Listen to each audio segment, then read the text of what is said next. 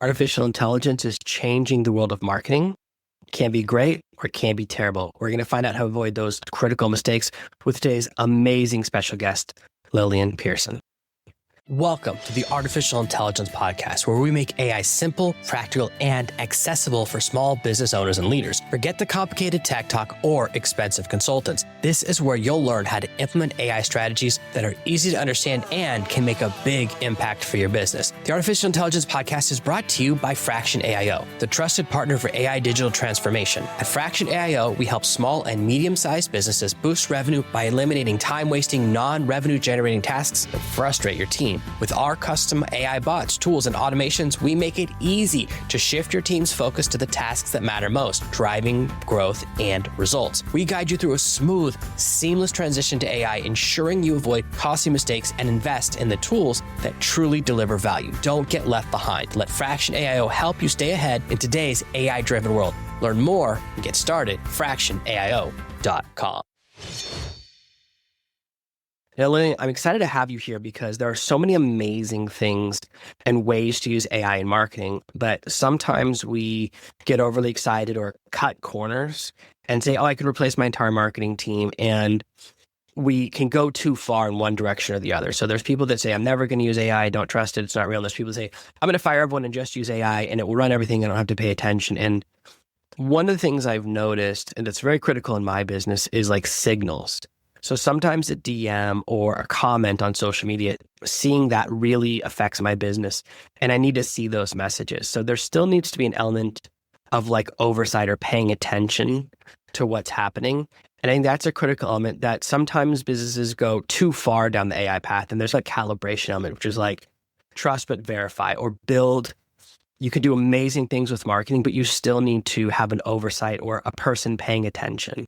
Can you talk a little bit about that and your theory as a chief marketing officer and what your approach has been to building AI systems? Sure. Yeah. So the AI systems that I build, I have two systems right now that I'm offering to clients. And one of them is building, basically taking the brand and positioning strategy and using that as input variables to build very compelling captions and newsletters.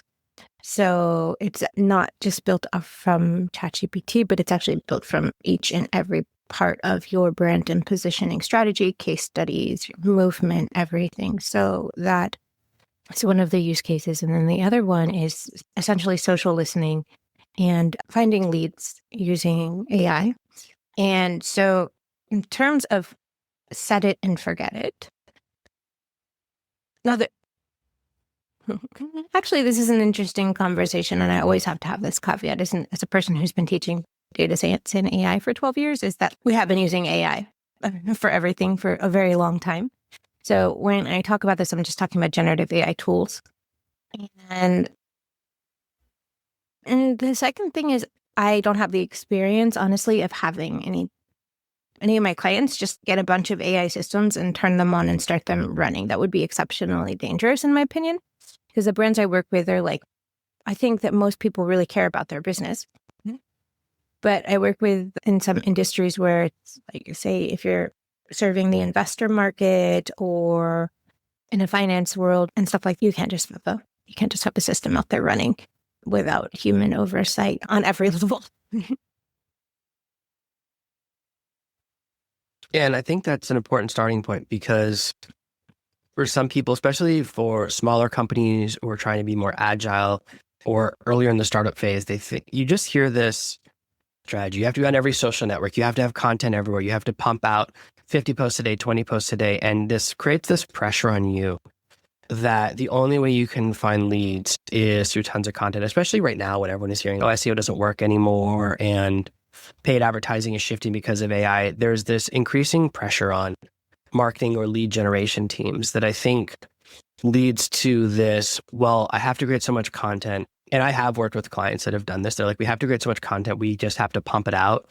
And what you're talking about is very interesting. I do want to dive into social listening, which I think is super important, because it's That's, I think, the critical thing I'm talking about, which is we can use AI for a lot, but we don't want to outsource the paying attention, which is the paying attention to responses and listening to what people says. And using AI to find and sort where people say they have the problem that you solve, I think is super valuable. I think that's a really interesting use case people don't talk about very much.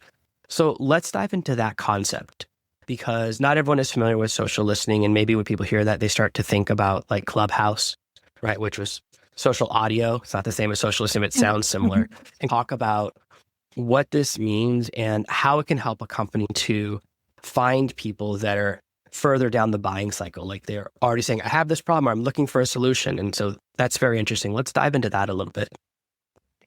Yeah, actually, I do need to set that up to use AI for looking for people who are posting that type of thing, like where they're posting need for the type of problems I solve. But the type of social listening tool that I have is more of just being able to filter through comments to find individuals who are aligned with our business in terms of either ICP or referral partners. And I can also deploy that for my clients as well, which is something I'm probably going to be proposing with some of them in short order.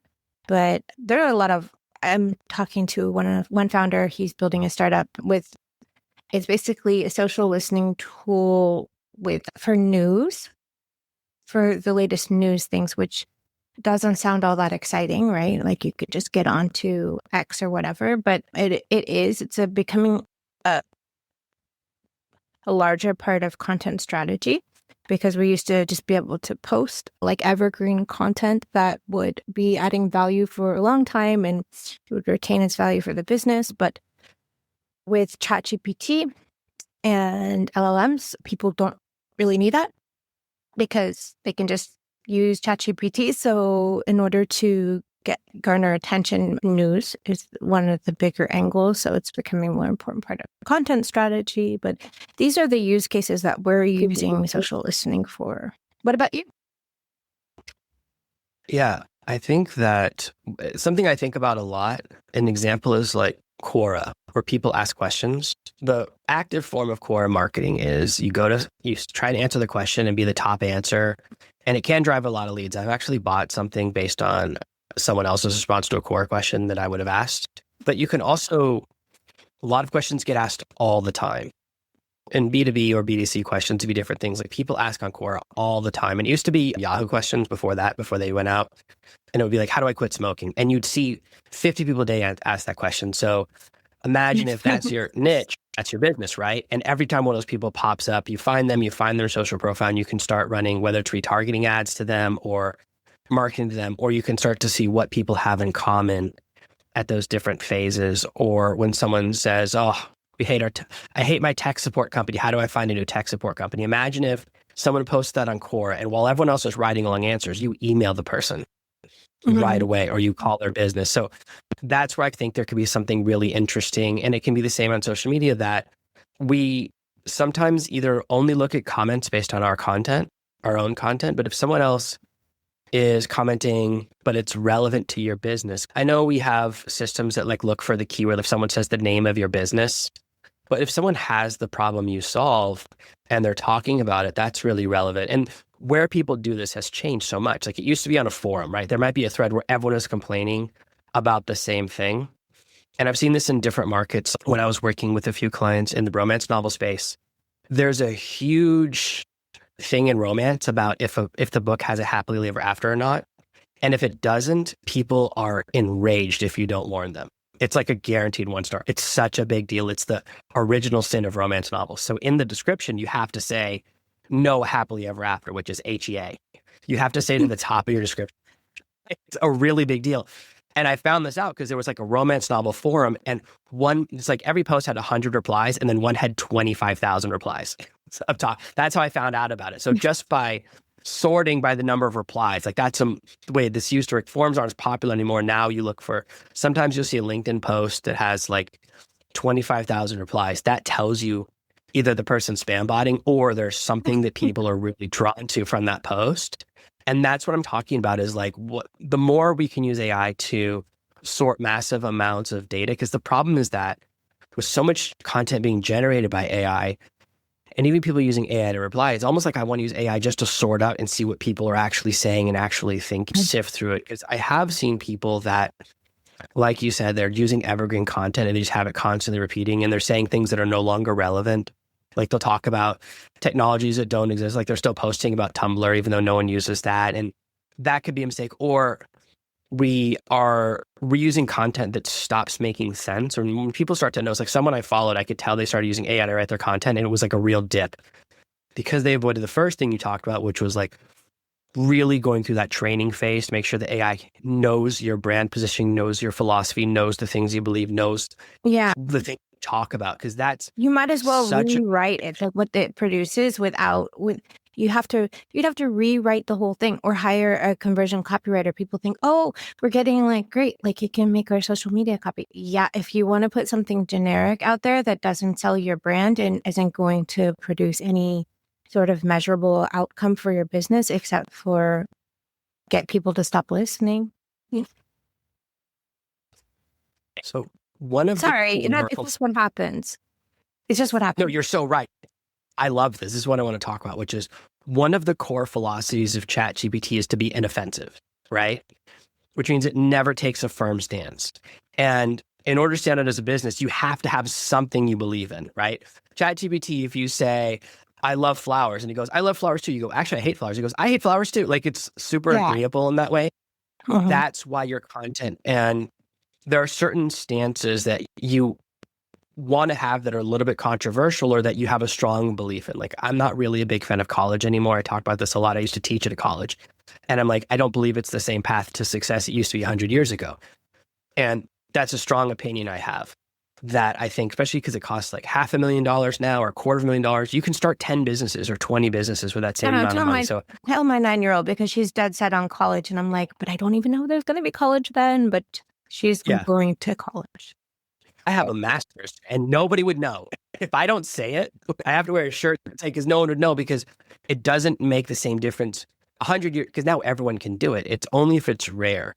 But that's a strong opinion, whereas ChatGPT would never write an article about why college is a mistake. Because these AI tools are designed to be inoffensive, they don't take strong opinions, and that's why the content is generic.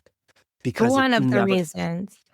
But there's many other ones. Yeah. And it's the people will even if people disagree with you, they go, at least they stand for something. Like when someone doesn't stand for anything, they switch whichever way the wind is blowing, then they're forgettable. And you have to have, whatever your business is, whatever your belief is, like you talked about when your client's just building a tool that... Yeah, you have to have a movement. You have to have a manifesto. And even like the clients I have that are... the brand's never going to build a movement, and that's fine. That was not the point of building the movement piece. It's actually part of the content strategy, because the content needs to resonate with the right people and dispel the wrong people. And so having that basis for the AI to build off of is the thing you need. Like, what are the principles you stand for? What do you stand against? What can you all, as you and your ICP, rally around? And from that sense, having a manifesto and a movement is very important. So that's why we do it. Yeah.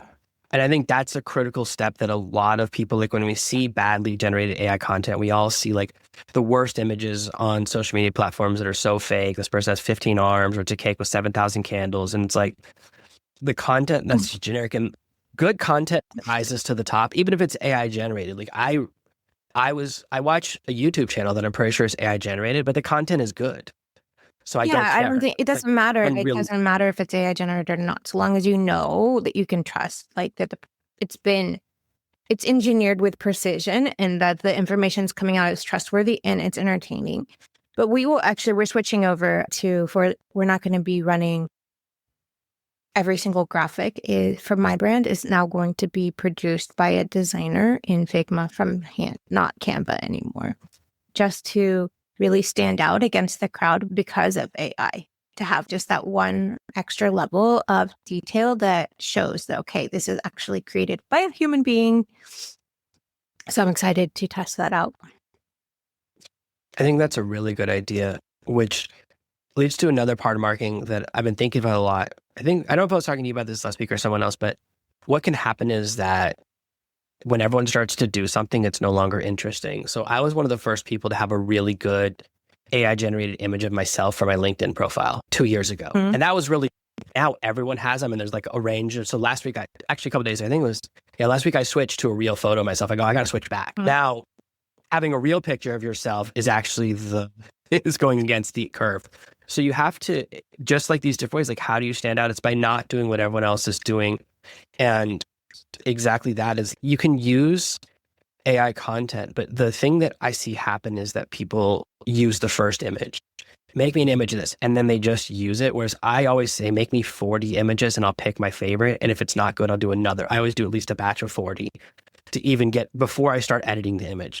And you have to have this cultivation element. Like I think that one of the problem with a lot of AI automation systems that I see out there is they're all built on this it's either you don't automate or you fully automate. They don't have this step of man in the middle, which is like where the automation creates the post and then you look at it and then approve it. It needs to be expert in the middle, I think, in my opinion. It needs to be expert in the middle who understand, because it's not just, okay, you have to understand the full implications. So I guess if you're just having, if it's a designer and they understand the full implications of the brand, but it should be expert in the middle, not just because the systems, the AI agents I built, they QA themselves. So they already are going through and checking that they followed all of the rules and correcting their outputs before they return any final result. So you don't need a human to do that, but you do need a human to really understand the deep caveats that can't be checked by, that can't be overseen by a piece of software,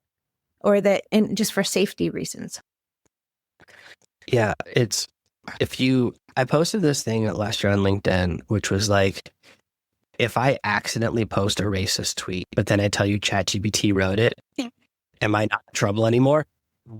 And one person replied and goes, yeah, you're not in trouble anymore. And I was like, oh, that's the one person who's going to find out the bad way.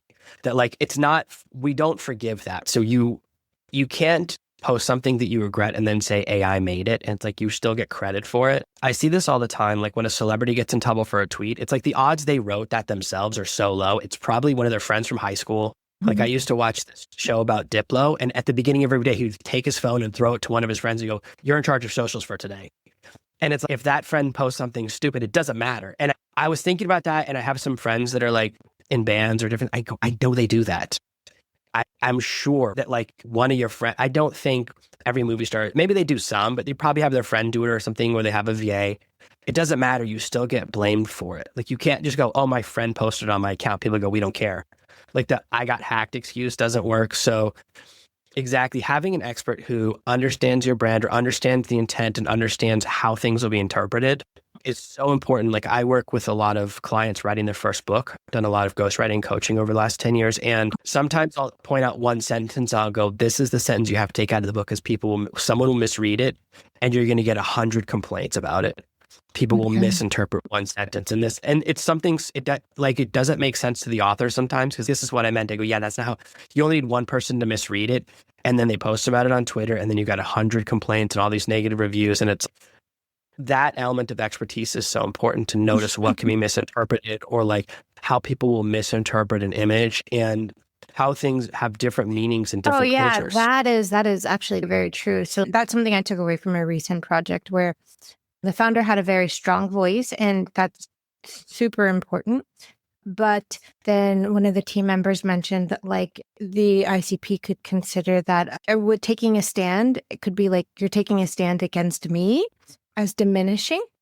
And when I thought about it, I thought actually that's very true. Like when you're writing for, especially I've seen a lot of content that comes out that's supposed to be contrarian or like calling things out. It's taking a strong negative tone, like a blaming tone. And if you're doing that, but then the individual that is being called out is your ICP, then that is not going to land well. And so it's okay, like I get there's two things of you want to have this strong voice, but then there's the other thing of having compassion and saying things in a way that is not blaming. And so it's a fine line, but this is more of like brand voice and content strategy stuff. You're talking about something I actually think is really critical, which is calibration. Sometimes I'll watch a YouTube video where someone's reviewing someone else's video and they calibrate too mean, and I don't like that. Mm-hmm. It's like you can talk about the project, but when it starts to sound like you're insulting the person, I don't like that tone, and it creates a negative feeling because it's, that feeling, obviously we've married a lot, like long before I was married, when you go on a first date and the person just badmouths all their exes and you're like, you know what I mean? That could be me one day. And it gives you that feeling. And that's the thing with sometimes when I'm creating content that's calibrated to me, it becomes too snarky.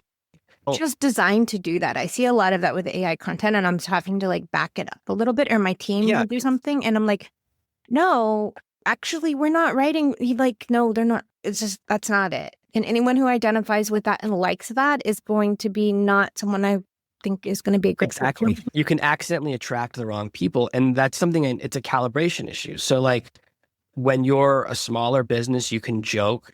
A small business can tell jokes about a big business, but when you're the big business, you tell the same joke about small business, people go, hey, that's not cool. Yeah. You're the big bully.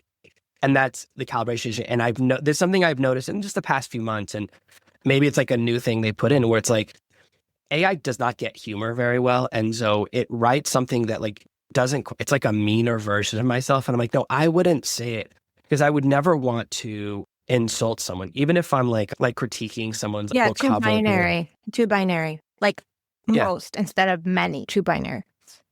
So, but a lot of the things I like about just talking to you in general, and I feel like because I have channel specialists that work in my business and would bring into my projects and stuff. And so they are more following the trends of what's working in different channels, which is great because no one can be an expert on all the things. But I do see a lot of misconceptions around marketing online where people say marketing is basically just, it's like seeking alpha. Once alpha has been established, once someone has found something that works, it only works for a while till everyone else finds it and then taps it out. And then you have to find a new thing that works.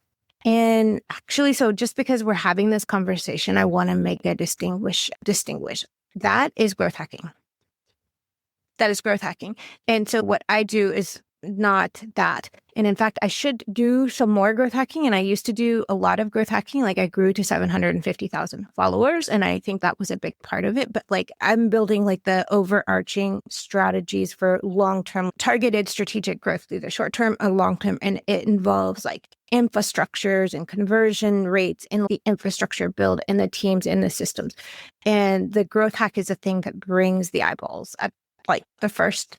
And there's a place for that, but somehow people think that's marketing. And I guess it is a part of marketing because you have huge infrastructures and systems running. That is actually not the thing that makes marketing work at all, because if you don't have the underlying systems in place, you're not going to, and none of that's going to really convert. You're just going to get a bunch of attention and then you're going to fizzle out.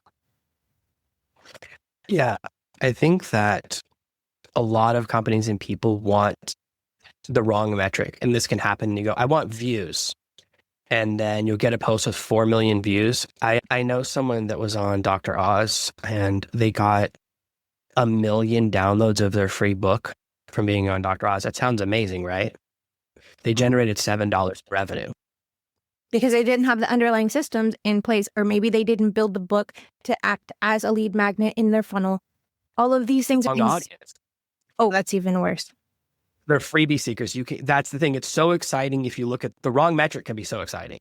Like I had a post on LinkedIn get 400,000 views, which on LinkedIn is, you don't get that very often. And it went viral and it generated 13 new followers. So if you look at the first metric, it's so exciting. And that's very important with your marketing to think about who is my ICP? Who do I actually want following me? Who's my audience? What appeals to them? Because for something to go viral, it has to appeal to a wider and wider audience. A lot of businesses are struggling to figure out how to find their voice right now and still stand out when there's so much AI generated content. There's so much pressure to use AI tools to be faster, more efficient. What is that right balance of getting out enough content and kind of being consistent, but still sounding like yourself, or still being consistent with the beliefs and core values of your business? Actually, this is super easy. So what I've done actually, what I do with my clients too, this is a layer in the AI agent I built. So we have the brand voice. So for me, for example, I've written books, 14 books. And so I just took half of a manuscript from one of my books and I use it as the brand voice example. And then I have another cell, which is brand voice adjectives, and it describes also who we're writing for, because the book was not written for the same audience that my content goes out to. So I give context into who we're writing for. And here are the brand adjectives. And here is an example of the brand voice. And then when the AI writes, it writes in that same voice, it writes in that same perspective. And then after it creates something, it goes back and it checks to make sure that what it's created adheres to that brand voice. So then the quality is exceptional, but it's trained on probably 20,000 words that I wrote. And so if you don't have that, you have 2,000 words and you really make sure that you didn't write something generic, that your voice is in there strong. I've done that with clients and it works really well. Yeah. One of the clients I work with sent me like 200 hours of their sales calls. And it was him, just him, not salespeople. So it was his voice, his belief. So all the questions anyone ever asked about the product or how it worked, all the answers were in there, and it allowed us to find his voice. So you might have the asset without realizing, especially now that people transcribe everything and then do nothing with it. This is what you can do with all the transcriptions. Did that work? I'm interested because people speak differently than they write. Did that work for you guys? Was it good enough proxy? This is a great question. It was actually writing scripts for him to do on YouTube. So it was creating spoken to spoken. Okay, great. So it worked for smart. I didn't think of that, but he was really pleased with the result because he was still speaking. So I haven't thought about that. I do speak differently than I write. So I haven't seen that transition. I think that could make a difference. But in this case, at least it gave it a starting point. I think even if you were writing articles, what you did is perfect because it's spoken to spoken. So you would want to train it on your speaking because the way you speak is completely different and structured differently. And readers also need that structure in writing and they don't want that structure. It's too rigid for speaking. So the way you did it is perfect. Thank you. So people that are really interested in kind of some of the tools you've been talking about and kind of the amazing work you've been doing. I know you've worked with a couple of clients I'm friends with as a chief marketing officer right now. How can people find out what you're doing? I know you have this huge following on LinkedIn, this amazing newsletter. How can people see some of the amazing stuff you're doing and find your website? Yeah, you can always connect on LinkedIn. It's Lillian Pierson on LinkedIn. And then also I have a private newsletter, which is where I share all of my more proprietary frameworks. And so that is at data-mania.com/newsletter. And I think that would get you connected with the entire ecosystem. That would be a good starting point. We'll put the links in the show notes and below the videos. Thank you so much for being here today, Lillian. I know your time is so valuable, so we really appreciate it here from the Artificial Intelligence Podcast. Thank you for having me, Jonathan.